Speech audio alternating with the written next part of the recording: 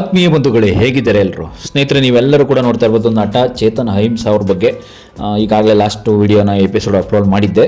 ನಮ್ಮ ಅಣ್ಣವ್ರ ಬಗ್ಗೆ ತುಂಬ ಸ್ಮಾರಕದ ಬಗ್ಗೆ ತುಂಬ ಸೋಷಿಯಲ್ ಮೀಡಿಯಾದಲ್ಲಿ ತುಂಬ ವೈರಲ್ ಆಗಿದ್ದಂಥ ವಿಷಯ ಅಂತಂದರೆ ಅದು ಒಂದು ಸಮಾಧಿ ಬಗ್ಗೆ. ಅಂದರೆ ಸೋಷಿಯಲ್ ಮೀಡಿಯಾದಲ್ಲಂತೂ ತುಂಬ ಜಾಸ್ತಿನೇ ವೈರಲ್ ಆಯಿತು. ಅದಕ್ಕೋಸ್ಕರ ವೀಡಿಯೋ ಮಾಡಿದ್ದೆ. ಸದ್ಯಕ್ಕೆ ಈಗ ತಿಳಿಸ್ಕೊಡ್ತಕ್ಕಂಥ ಒಂದು ವೀಡಿಯೋ ಅಂತಂದರೆ ನಟ ಚೇತನ್ ಅಹಿಂಸಾ ವಿರುದ್ಧ ಕೆಲವೊಂದಷ್ಟು ಸಂಘಟನೆಗಳು, ಕನ್ನಡ ಸಂಘಟನೆಗಳು ಏನು ಮಾಡ್ತಾ ಇದ್ದಾರೆ ಅಂದರೆ ಗಡೀಪಾರು ಮಾಡಬೇಕು, ನಮ್ಮ ಕರ್ನಾಟಕದಿಂದನೇ ಗಡೀಪಾರು ಮಾಡಬೇಕು, ಇಲ್ಲ ಇಂಡಿಯಾದಿಂದನೇ ಮಾಡಬೇಕು, ಕೊನೆಗೆ ಅವರು ಅಮೆರಿಕದಲ್ಲಿ ಹುಟ್ಟಿ ಬೆಳೆದಿದ್ದಲ್ವ ಅಲ್ಲಿಗೆ ಹೋಗ್ಬಿಡ್ಲಿ ಅಂತನ್ನೋಷ್ಟು ಕೆಲವೊಂದಷ್ಟು ವಿಚಾರಗಳು ಉಟ್ಕೋತಾ ಇದೆ. ಬಟ್ ಏನಂದರೆ ಅದ್ರ ಬಗ್ಗೆ ಸ್ವಲ್ಪ ತಿಳ್ಕೊಳ್ಳೋಣ. ಅದು ನಮ್ಮ ಚಾನಲ್ ಫಸ್ಟ್ ಟೈಮ್ ನೋಡ್ತೀರಿ, ದಯವಿಟ್ಟು ಸಬ್ಸ್ಕ್ರೈಬ್ ಮಾಡಿ ನೋಡಿ. ಸದಾ ನಿಮ್ಮ ಅವಕಾಶ ಹೀಗೆ ಇರಲಿ. ಮುಂದಿನ ನೋಡಿ, ಬಿರುಗಾಳಿ ಚೇತನ್ ಅವರು ಡಾಕ್ಟರ್ ರಾಜ್ಕುಮಾರ್ ಅವರ 97ನೇ ಹುಟ್ಟುಹಬ್ಬ ಸಮಾರಂಭಾಚರಣೆ ನಡುವೆ ವಿವಾದ ಸೃಷ್ಟಿಸಿದ ನಟ ಚೇತನ್ ಅವರ ಅಹಿಂಸಾ ವಿರುದ್ಧ ಹಲವಾರು ಟೀಕಾ ಪ್ರಹಾರ ನಡೆಸಿದರು. ಬಟ್ ಪದೇ ಒಂದು ಸಮಾಜದ ಸ್ವಾಸ್ಥ್ಯವನ್ನು ಹದಗೆಡಲು ವಿವಾದಾತ್ಮಕ ಹೇಳಿಕೆಗಳನ್ನು ನೀಡುವ ಈತನನ್ನು ಗಡೀಪಾರು ಮಾಡಲೇಬೇಕು ಅಂತ ಕೂಡ ಕೆಲವೊಂದಷ್ಟು ಸಂಘಟನೆಗಳು ಹೇಳ್ತಾನೇ ಇದೆ ಪದೇ. ಬಟ್ ಈ ನಡುವೆ ರಾಜ್ಕುಮಾರ್ ಅಭಿಮಾನಿಗಳ ಸಂಘದ ಅಧ್ಯಕ್ಷ ಸಾರಾ ಗೋವಿಂದ್ ಕೂಡ, ಕರ್ನಾಟಕ ರಕ್ಷಣಾ ವೇದಿಕೆ ಅಧ್ಯಕ್ಷ ಶಿವರಾಮೇಗೌಡ ಸೇರಿದಂತೆ ನೂರಾರು ಮಂದಿ ಚೇತನ್ ನಿವಾಸಕ್ಕೆ ಒಂದು ಮುತ್ತಿಗೆಯನ್ನು ಹಾಕ್ತಾರೆ. ಆ ಟೈಮಲ್ಲಿ ನಟ ತನ್ನ ತಪ್ಪಿಗೆ ಕ್ಷಮೆ ಯಾಚಿಸ್ತಾನೆ. ಅಂತಂದರೆ ಅವರ ಒಂದು ಮನೆಗೆ ಮುತ್ತಿಗೆ ಆದ ತಕ್ಷಣ ಒಂದು ಭಯ ಆಗುತ್ತೆ ಅವ್ರಿಗೆ. ಭಯ ಆದ ತಕ್ಷಣ ಒಂದು ಕ್ಷಮೆಯನ್ನು ಕೇಳ್ತಾರೆ. ನಾನು ಮಾತಾಡಿದ ತಪ್ಪೇ, ದಯವಿಟ್ಟು ಕ್ಷಮಿಸಿ. ನೋಡಿ, ಕ್ಷಮೆ ಕೇಳೋಕ್ಕಿಂತ ಮುಂಚೆ ಅವ್ರಿಗೆ ಅನ್ನಿಸ್ತಿಲ್ವಾ, ಅಭಿಮಾನಿಗಳು ಇಷ್ಟೊಂದು ಅಭಿಮಾನಿಗಳ ಕ್ರೌಡ್ ಇದೆ, ಅಂದರೆ ನಾನು ಮಾತಾಡಿದ ತಪ್ಪಾಗುತ್ತೆ ಅಂತ ಅನ್ನಿಸ್ತಿಲ್ವ ಇವ್ರಿಗೆ ಅಂತ. ನಿಜವಾಗ್ಲೂ ನೋಡಿ, ಗಡೀಪಾರು ಮಾಡಲೇಬೇಕು ಅನ್ನೋದು ಕೂಡ ತಪ್ಪಂತೂ ಅಲ್ವೇ ಇಲ್ಲ. ಮಾಡಲೇಬೇಕು, ಇವ್ರನ್ನ ಗಡೀಪಾರು ಮಾಡಬೇಕು. ಯಾಕೆಂದರೆ ಕೊನೆ ಲಾಸ್ಟ್ ಟೈಮಲ್ಲೂ ಕೂಡ ಇದೇ ರೀತಿ ಗಲಾಟೆಯನ್ನು ಮಾಡ್ಕೊಂಡಿದ್ರು ಏನೋ ಒಂದು ವಿಷಯದಲ್ಲಿ. ಬಟ್ ಏನಂತಂದರೆ ನೋಡಿ, ಪದೇ ಈಗ ನೋಡಿ, ಸಾರಾ ಗೋವಿಂದ್ ಅವರು ಚೇತನ್ ಕ್ಷಮೆ ಯಾಚನೆ ಲಾಯಕ್ಕಲ್ಲ, ಕ್ಷಮೆ ಕೇಳಿದ್ರು ಕೂಡ ಅವನು ತಪ್ಪಾಗುತ್ತೆ, ಅಂದರೆ ಕ್ಷಮೆ ಕೇಳಿದ್ರು ಕೂಡ ಅವನು ವೇಸ್ಟೇ ಅದು ಅಂತಂದ್ಬಿಟ್ಟು ಕೂಡ ಹೇಳ್ಬಿಟ್ಟಿದ್ದಾರೆ. ಅವನಿಗೆ ಯಾವುದೇ ಯೋಗ್ಯತೆ ಇಲ್ಲ. ಡಾಕ್ಟರ್ ರಾಜ್ಕುಮಾರ್ ಅವರ ಕರ್ನಾಟಕದ ಕೊಡುಗೆ ಬಗ್ಗೆ ಪ್ರಶ್ನೆ ಮಾಡುವ ಅಧಿಕಾರ ಅವನಿಗಿಲ್ಲ. ಅವನು ಎಷ್ಟು ಸಿನಿಮಾ ಮಾಡಿದ್ದಾನೆ, ಆದಿ ಬೀದಿಯಲ್ಲಿ ಬೇಡಿಕೊಂಡು ತಿಂತಿದೀಯಾ ನೀನು? ಮೇರು ನಟರ ಬಗ್ಗೆ ಮಾತಾಡ್ತೀಯಾ? ಇನ್ನೊಬ್ಬ ನಿರುದ್ಯೋಗಿ ಕೈಯಲ್ಲಿ ಮಾತಾಡೋಕ್ಕೆ ಕೆಲಸ ಇಲ್ಲ ನಿನ್ನ ಹತ್ರ. ಮೊದಲು ಕೆಲಸ ಹುಡುಕೋ, ನಾವು ಸರ್ಕಾರದ ಮೇಲೆ ಒತ್ತಡ ಹಾಕ್ತೀವಿ, ಆತನನ್ನು ಈ ಕೂಡಲೇ ರಾಜ್ಯದಿಂದ ಹೊರಗೆ ಹಾಕಬೇಕು ಅಂತ ಕೂಡ ತುಂಬ ಕ್ರೂರವಾಗಿ ಹೇಳ್ತಾ ಇದ್ದಾರೆ, ಅಂದರೆ ಸಾರಾ ಗೋವಿಂದ್ ಅವರು. ಬಟ್ ಏನಂತಂದರೆ, ಅಣ್ಣವರು ಸ್ಮಾರಕದ ಜಾಗ ನಮಗೆಲ್ಲ, ದೇವಸ್ಥಾನ ಸ್ಮಾರಕವನ್ನು ವಾಣಿಜ್ಯ ಸಂಕೀರ್ಣ ಅಂತೀವಲ್ಲ, ಅಲ್ಲಿ ಯಾವ ವಾಣಿಜ್ಯ ಚಟುವಟಿಕೆಗಳು ನಡೆಯುತ್ತೆ ಅದನ್ನು ಸಾರಾ ಗೋವಿಂದ್ ಅವರು ಪ್ರಶ್ನೆಯನ್ನು ಕೂಡ ಮಾಡ್ತಾರಂತೆ. ಬಟ್ ಆಮೇಲೆ ಕೆಲವೊಂದು ನಿರ್ಮಾಪಕರ ಸಂಘ ಆಕ್ರೋಶವನ್ನು ಕೊಡುತ್ತಂತೆ.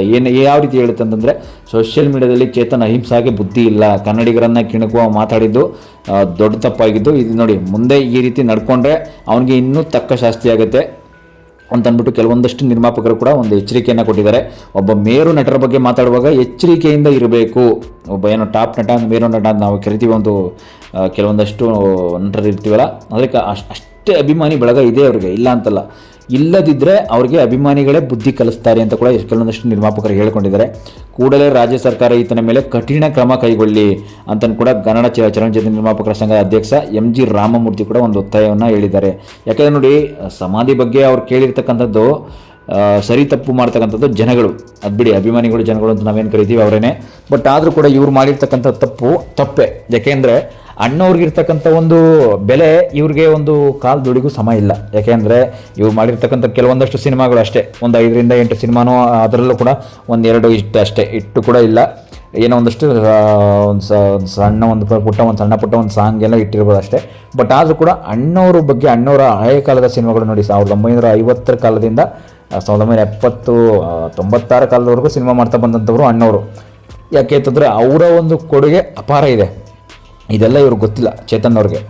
ಸಿನಿಮಾ ಇಂಡಸ್ಟ್ರಿಗೆ ಮಾತ್ರ ಅಲ್ಲ, ಹಲವಾರು ಚಳುವಳಿಗಳನ್ನ ಮಾಡಿದ್ದಾರೆ ನಮ್ಮ ಅಣ್ಣವರು. ನಿಜವಾಗ್ಲೂ ರಾಜ್ಕುಮಾರ್ ಅವರು, ನಮ್ಮ ಅಣ್ಣವರು ಹಲವಾರು ಚಳುವಳಿಗಳು ಅಂತಂದರೆ, ನಮ್ಮ ಗೋಕಾಕ್ ಚಳುವಳಿ ಆಗಿರ್ಬೋದು, ಕರ್ನಾಟಕದಲ್ಲಿ ಇರ್ತಕ್ಕಂಥ ಕೆಲವೊಂದಷ್ಟು ಬಂದು ಮುಷ್ಕರಗಳನ್ನೆಲ್ಲ ಅವರೇ ನಿಲ್ಲಿಸಿದ್ದಾರೆ. ಈ ಥರ ಎಲ್ಲ ತುಂಬ ಕೊಡುಗೆಯನ್ನು ಕೊಟ್ಟಂಥ ವ್ಯಕ್ತಿಯನ್ನು ಯಾವುದೇ ಕಾರಣಕ್ಕೂ ಒಂದು ಕಾಲೆಳೆಯುವಂಥ ಪ್ರಯತ್ನ ಮಾಡಬಾರ್ದು. ಅವ್ರ ಬಗ್ಗೆ ತಪ್ಪು ಮಾಹಿತಿಯನ್ನು, ಅಂದರೆ ತಪ್ಪಾಗಿ ಮಾತಾಡಬಾರ್ದು ಅವ್ರ ಬಗ್ಗೆ. ದಯವಿಟ್ಟು ಇವ್ರು ಮಾತ್ರ ಅಲ್ಲ, ನಾನು ಎಲ್ಲರಿಗೂ ಕೇಳ್ಕೊಳ್ಳೋದಿಷ್ಟೇ. ಲಾಸ್ಟ್ ಟೈಮ್ ಕೂಡ ಪ್ರಕಾಶ್ ರೈ ಕೂಡ ಇದೇ ರೀತಿ ಏನೇನೋ ಒಂದು ತಪ್ಪನ್ನು ಮಾಡ್ಕೋತಾ ಇರ್ತಾರೆ. ಅವ್ರ ಬಗ್ಗೆನೂ ನಾನು ನೆಕ್ಸ್ಟ್ ಎಪಿಸೋಡಲ್ಲಿ ವಿಡಿಯೋ ಮಾಡ್ತೀನಿ. ಬಟ್ ಈ ಚೇತನ್ಗೂ ಕೂಡ ಬುದ್ಧಿ ಇಲ್ಲ ಅಂತ ಕೂಡ ಸಾರಾ ಗೋವಿಂದ್ ಅವರು ತುಂಬ ಖಡಕ್ಕಾಗಿ ಎಚ್ಚರಿಕೆ ಕೊಟ್ಟಿದ್ದಾರೆ. ಈಗ ನೋಡಿ, ಗಡೀಪಾರೇ ಮಾಡಬೇಕು, ಗಡೀಪಾರು ಮಾಡೋದ್ರಿಂದ ಇವರಿಗೆ ಬುದ್ಧಿ ಬರುತ್ತೆ. ಕೊನೆಗೂ ತಮ್ಮ ಅಮೆರಿಕ ನಿವಾಸ ಏನಿದೆ ಅಲ್ಲಿಗೆ ಹೋಗ್ಬಿಡ್ಲಿ, ಇವನು ನಮ್ಮ ಕರ್ನಾಟಕದಲ್ಲಿ ಇರೋಕ್ಕೆ ಲಾಯಕ್ಕಲ್ಲ, ನಮ್ಮ ಇಂಡಿಯಾದಲ್ಲಿ, ಅಂದರೆ ಇಂಡಿಯಾದಲ್ಲಿ ಇರೋದಕ್ಕೆ ಲಾಯಕ್ಕಿಲ್ಲ ಇವರು. ಮತ್ತು ಇಲ್ಲಿ ಇರ್ತಕ್ಕಂಥ ಅವರು ಒಬ್ಬರು ನಟರಾಗಿ ಒಬ್ಬ ಇನ್ನೊಬ್ಬ ನಟರಿಗೆ, ದೊಡ್ಡ ನಟರಿಗೆ ಯಾವ ರೀತಿ ಅಂದರೆ ಯಾವ ರೀತಿ ಕೊಡಬೇಕು ಒಂದು ಮರ್ಯಾದೆನ ಅನ್ನೋದು ಗೊತ್ತಿಲ್ಲ ಅವ್ರಿಗೆ. ನಿಜವಾಗ್ಲೂ ಫಸ್ಟ್ ಆಫ್ ಆಲ್ ಯಾವ ರೀತಿ ಮರ್ಯಾದೆ ಕೊಡಬೇಕು, ನಾವು ಯಾವ ಥರ ಇರಬೇಕು ಅನ್ನೋದೇ ಗೊತ್ತಿಲ್ಲ ಅವ್ರಿಗೆ. ಯಾಕೆಂದರೆ ಈ ರೀತಿ ಮಾಡ್ತಾ ಇರ್ತಕ್ಕಂಥ ಒಂದು ಮಾಡ್ತಾ ಇರೋ ತಪ್ಪೇ ತಪ್ಪು, ಅದು ಮೊದಲನೇ ದೊಡ್ಡ ತಪ್ಪು. ಯಾಕೆಂದರೆ ಕೆಲವೊಂದಷ್ಟು ನಟರ ಬಗ್ಗೆ ಮಾತಾಡಲೇಬೇಕು, ಇಲ್ಲ ಅಂತಲ್ಲ. ಕೆಲವೊಂದಷ್ಟು ನಟರಿದ್ದಾರೆ, ಎಲ್ಲೋ ಕೆಲವೊಂದಷ್ಟು ಒಂದೋ ಎರಡೋ ಸಿನಿಮಾ ಮಾಡಿಬಿಟ್ಟು ಸಿನಿಮಾ ಇಂಡಸ್ಟ್ರಿ ಕೊಟ್ಟು ಹೋಗಿದ್ದಾರೆ, ಇಲ್ಲ ಅಂತಲ್ಲ. ಮಾತಾಡಲಿ, ಯಾಕೆಂದರೆ ಅವ್ರಿಗೆ ಅನಿಸಿದ ಮನಸ್ಸಲ್ಲಿ ಏನಿದೆ ಅನಿಸೋದನ್ನು ಹೇಳ್ಬಿಡ್ತಾರೆ, ಇಲ್ಲ ಅಂತಲ್ಲ. ಆದರೆ ಇವ್ರ ಮೈಂಡ್ ಬೇರೆ, ಅವ್ರ ಮೈಂಡ್ ಬೇರೆ. ಕೆಲವೊಂದಷ್ಟು ನಟರು ಕೂಡ ಅವ್ರಿಗೂ ಕೂಡ ಏನಾದರೂ ಮಾತಾಡಿದಾಗ ತಮ್ಮ ಮೈ ಮೇಲೆ ತಾವೇ ಹೇಳ್ಕೋತಾರೆ, ಇಲ್ಲ ಅಂತಲ್ಲ. ಕೆಲವೊಂದಷ್ಟು ಬರೇನ ಅದು ಬಿಡಿ, ಅದು ಕಾಲಕ್ಕೆ ತಕ್ಕಂತೆ ವೇಷ ಬಂದೇ ಬರುತ್ತೆ. ಬಟ್ ಇವರು ಆ ರೀತಿ ಮಾತಾಡಿದ್ದು ದೊಡ್ಡ ತಪ್ಪು. ಯಾಕೆಂದರೆ ನನ್ನ ಪ್ರಕಾರ ನಾನು ಹೇಳ್ತಾ ಇದ್ದೀನಿ ನೋಡಿ, ನಿಜವಾಗ್ಲೂ ಅಣ್ಣವ್ರ ವಿಷಯದಲ್ಲಿ ಈ ರೀತಿ ಮಾತಾಡ್ತಾ ಇರೋದಂತೂ ತುಂಬ ದೊಡ್ಡ ತಪ್ಪಾಗುತ್ತೆ. ಯಾಕೆಂದರೆ ಕನ್ನಡ ಸಿನಿಮಾ ಇಂಡಸ್ಟ್ರಿಲಿ 1950ರಿಂದ ನೋಡಿ, ಅವ್ರದ್ದು ಹಳೇ white and black T V ನೀವು ನೋಡ್ಬೋದು.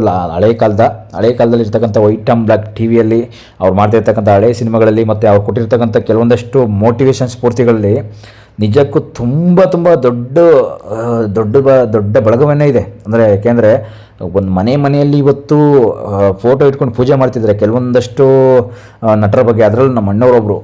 ಯಾಕೆಂತಂದರೆ ಅವ್ರು ಕೊಟ್ಟಿರ್ತಕ್ಕಂಥ ಕೊಡುಗೆ ಆಗಿದೆ. ಕೆಲವೊಂದಷ್ಟು ಹೋಟೆಲ್ಗಳಲ್ಲಿ, ಕೆಲವೊಂದಷ್ಟು ಶಾಪ್ಗಳಲ್ಲಿ ಅಣ್ಣವ್ರ ಫೋಟೋ ಇದೆ. ನಿಜಕ್ಕೂ ದಯವಿಟ್ಟು ಅಣ್ಣವ್ರ ಬಗ್ಗೆ ಯಾವುದೇ ಧ್ವನಿ ಎತ್ತಕ್ಕೆ ಹೋಗಬೇಡಿ. ಯಾಕೆಂದರೆ ಅದು ತುಂಬ ಕಷ್ಟ ಆಗುತ್ತೆ. ನೀವೆಲ್ಲೇ ಇರಿ, ಹೇಗೆ ಇರಿ, ನೀವು ಏನಾದರೂ ಮಾತಾಡಿ, ಆದರೆ ಅಣ್ಣವ್ರ ಬಗ್ಗೆ ಪಾಸಿಟಿವ್ ಮಾತಾಡಿ, ನೆಗೆಟಿವ್ ಮಾತಾಡೋಕ್ಕೆ ಹೋಗ್ಬೇಡಿ. ಈ ಥರ ಇವತ್ತರ ಚೇತನ್ ಅಹಿಂಸ ಅವ್ರ ಥರ ಯಾರೇ ಕೂಡ ನೆಗೆಟಿವ್ ಕಾಮೆಂಟ್ ಕೂಡ ಹಾಕ್ಬೇಡಿ. ಯಾಕೆಂದರೆ ಅವ್ರ ಬಳಗ, ಅಭಿಮಾನಿ ಬಳಗ ತುಂಬ ಇದೆ. ತುಂಬ ಇದ್ದರೂ ಕೂಡ ನೀವೇ ಕಾಮೆಂಟ್ ಮಾಡಿರೋದೆಲ್ಲರೂ ಟ್ಯಾಗ್ ಮಾಡಿ ಕಂಡುಹಿಡಿದು ನೀವು ಎಲ್ಲಿದ್ದೀರಾ ನಿಮಗೆ ಖಡಕ್ ವಾರ್ನಿಂಗ್ ಕೊಡ್ತಾರೆ, ಇಲ್ಲ ಕ್ಷಮೆ ಕೇಳು ಅಂತ ಬಿಡ್ತಾರೆ. ಯಾಕೆಂದರೆ ನೀವೆಲ್ಲೇ ಇದ್ರೂ ಅಷ್ಟೇ ಬಿಡಲ್ಲ. ಯಾಕೆಂದರೆ ಅಣ್ಣವರು ಅಭಿಮಾನಿ ಬಳಗ ಆ ರೀತಿ ಇದೆ. ನೀವು ಕೂಡ ಅಷ್ಟೇ. ದಯವಿಟ್ಟು ಯಾರು ಕೂಡ ಈ ಥರ ಮೈ ಮೇಲೆ ಹೇಳ್ಕೊಬೇಡಿ. ನೋಡಿ, ಚೇತನ್ ಅವರು ಈ ರೀತಿ ಮಾಡಿ ತಪ್ಪು ಅಂತ ಒಪ್ಕೊಂಡ್ರು, ಕ್ಷಮೆ ಕೇಳಿದ್ರು, ಬಿಟ್ಟಾಕಿದ್ರು. ಯಾಕೆಂದರೆ ನೋಡಿ, ಕೊನೆಗೂ ಈಗ ಇವ್ರನ್ನ ಗಡೀಪಾರು ಮಾಡಲೇಬೇಕು ಅಂತ ಕೂಡ ಒಂದು ಹೇಳಲಾಗ್ತಾ ಇದೆ. ಆದರೆ ಸ್ಟೋರಿ ನಿಜವಾಗ್ಲೂ ಅದು ಕಂಟಿನ್ಯೂ ಆಗುತ್ತಾ ಏನೋ ಗೊತ್ತಿಲ್ಲ. ನೆಕ್ಸ್ಟ್ ಎಪಿಸೋಡಲ್ಲಿ ನಾನು ಯಾವ ರೀತಿ ಗಡೀಪಾರು ಮಾಡ್ತಾರಾ ಇಲ್ವಾ ಅನ್ನೋದನ್ನ ನಾನು ತಿಳಿಸ್ಕೊಡ್ತೀನಿ. ಬಟ್ ನೆಕ್ಸ್ಟ್ ಎಪಿಸೋಡ್ ಅಂತಂದರೆ ಈಗ ಬರ್ತಾ ಇರ್ತಕ್ಕಂಥ ಇವ್ರ ಬಗ್ಗೆ ಕೆಲವೊಂದಷ್ಟು ವಿವಾದಗಳೇನಿದೆ, ಹಿಂದೆ ಏನು ವಿವಾದ ಮಾಡಿದ್ರು, ಏನೇನು ವಿವಾದಗಳನ್ನ ಹುಟ್ಟಾಕಿದ್ರು, ಬಟ್ ಸಿನಿಮಾ ಇಂಡಸ್ಟ್ರಿ ಯಾಕೆ ನಿಲ್ಲಿಸ್ಬಿಟ್ರು ಅಂತಕ್ಕಂಥದ್ದು ತುಂಬ ವಿಚಾರಗಳು ತುಂಬ ಬರುತ್ತೆ. ನೋಡೋಣ. ಸಿನಿಮಾ ಇಂಡಸ್ಟ್ರಿ ಬಗ್ಗೆ ಇನ್ನೊಂದಷ್ಟು ಸಾಕಷ್ಟು ವಿಚಾರಗಳನ್ನ ತಿಳಿಸ್ಕೊಡ್ತೀನಿ. ಸದಾ ನಮ್ಮ ಚಾನಲ್ನ ಹೀಗೆ ನೋಡ್ತಾ ಇರಿ. ನೋಡೋಣ. ಯಾಕೆಂತಂದರೆ ನಿಮಗೇನಿಸುತ್ತೆ ಕೂಡ ಇವ್ರ ಬಗ್ಗೆ, ಕೆಲವೊಂದಷ್ಟು ನಟರ ಬಗ್ಗೆ ಕಾಮೆಂಟ್ ಮಾಡಿ. ಯಾಕೆಂದರೆ ಕಾಮೆಂಟ್ ಮಾಡೋದು ತುಂಬ ಒಳ್ಳೆಯದೇ. ತುಂಬ ನೋಡಿ, ಇವರಾದರೂ ಕೂಡ ಒಬ್ಬ ನಟರಾಗಿ ಇನ್ನೊಬ್ಬ ನಟರ ಬಗ್ಗೆ ಮಾತಾಡ್ತಕ್ಕಂಥದ್ದು ಸರಿಯಲ್ಲ, ತುಂಬ ದೊಡ್ಡ ತಪ್ಪು. ಯಾರೇ ಆಗಲಿ, ಇವರಂತಲ್ಲ, ನಾನು ಹೇಳ್ತಾ ಇರೋದು, ಯಾರೇ ಆದರೂ ಕೂಡ ಅಷ್ಟೇ ತುಂಬ ದೊಡ್ಡ ತಪ್ಪಾಗುತ್ತೆ. ದಯವಿಟ್ಟು ಯಾರು ಹಾಗೆ ಒಬ್ಬ ನಟರ ಬಗ್ಗೆ ಅಂತಲ್ಲ, ಒಬ್ಬ ನಿರ್ದೇಶಕರ ಬಗ್ಗೆ, ಒಬ್ಬ ನಿರ್ಮಾಪಕರ ಬಗ್ಗೆ ಯಾರು ಹಾಗೆ ತುಂಬ ದೊಡ್ಡ ತಪ್ಪುಗಳನ್ನು ಮಾಡೋಕ್ಕೆ ಹೋಗಬೇಡಿ. ನಿಮಗೆ ಏನು ಅನಿಸುತ್ತೆ ಅದನ್ನು ನೀವು ಮಾತಾಡ್ಬಿಡ್ತೀರಾ, ಇಲ್ಲ ಅಂತಲ್ಲ. ನಿಮ್ಮ ಮೈಂಡಿಗೆ ಏನು ಅನಿಸುತ್ತೆ ಮಾತಾಡ್ತೀರಾ, ನಿಮ್ಮ ಮನಸ್ಸಿಗೆ ಏನು ಅನಿಸುತ್ತೆ ಮಾತಾಡ್ತೀರಾ. ಕೊನೆಗೆ ಆಮೇಲೆ ನೀವೇ ಜೈಲಿಗೆ ಹೋಗಬೇಕಾಗತ್ತೆ. ನಿಮ್ಮ ತಪ್ಪನ್ನು ನೀವೇ ಮೈ ಮೇಲೆ ಹೇಳ್ಕೋಬೇಕಾಗತ್ತೆ. ನೋಡಿ, ಮಾತಾಡ್ತೀರಾ ಅಂದರೆ ಪಾಸಿಟಿವ್ ಮಾತಾಡಿ ಅಷ್ಟೇ, ನೆಗೆಟಿವ್ ಮಾತಾಡೋಕ್ಕೆ ಹೋಗ್ಬಿಡಿ. ನೋಡಿ, ಲಾಸ್ಟ್ ಟೈಮ್ ಸುದೀಪ್ ಸರ್ ಕೂಡ ಉಲ್ಟಾ ಹೊಡೆದಿದ್ರು. ಬಟ್ ಆದರೂ ಕೂಡ ಬಿಡಿ, ಅದೊಂದು ಏನೋ ಉಲ್ಟಾ ಹೊಡೆದು ಮತ್ತೆ ಕೂಡ ಅವರೇನೋ ಒಂದು ಕ್ಷಮೆ ಕೇಳೋ ರೀತಿ ಮಾಡಿಕೊಂಡ್ರು. ಬಟ್ ಆದರೂ ಕೂಡ ನೀವು ಕೂಡ ಅಷ್ಟೇ, ಅಣ್ಣವರಂತಲ್ಲ, ಒಂದು ಅಭಿಮಾನಿ ಬಳಗ ಏನಿದೆ, ದಯವಿಟ್ಟು ಹೀಗೆ ಕೊನೆಯವರೆಗೂ ಸದಾ ಹೀಗೆ ಖುಷಿಯಿಂದ ಇರಿ. ನೋಡೋಣ, ನೆಕ್ಸ್ಟ್ ಎಪಿಸೋಡಲ್ಲಿ ದೊಡ್ಡ ವೀಡಿಯೋಗಳನ್ನ ಮಾಡ್ತೀನಿ. ಇಲ್ಲಿವರೆಗೆ ವೀಡಿಯೋ ನೋಡಿದ್ದಕ್ಕಾಗಿ ಎಲ್ಲರೂ ಕೂಡ ತುಂಬ ಧನ್ಯವಾದಗಳು. Thank you.